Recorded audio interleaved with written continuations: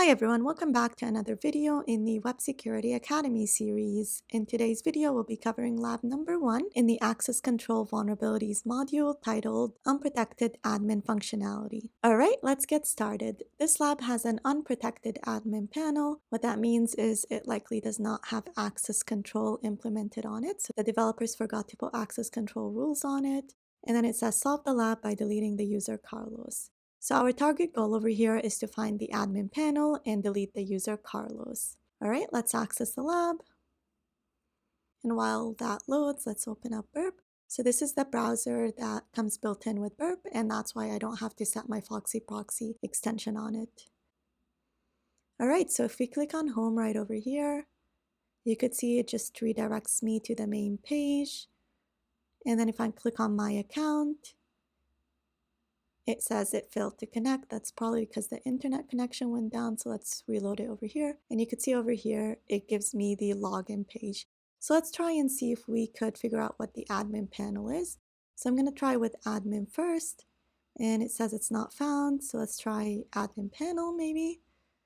Still not found. Let's try administrator. Also not found. Let's try administrator panel.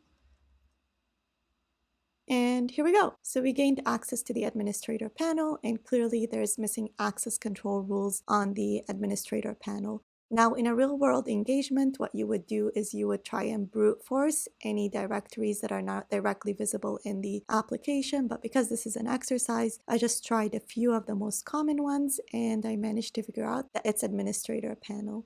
All right, the next step is to delete the user Carlos, so we're going to click on delete. And here we go. It says, congratulations, you solved the lab.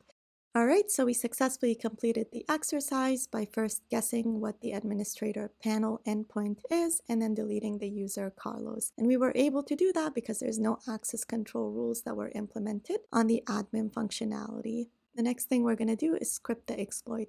If you would like to see a detailed version of the video where we first exploit the vulnerability manually and then script it in Python, check out the video linked on the screen. Also make sure to hit the subscribe button and check out my course if you're interested in seeing more videos like this one. Thank you and see you in the next video.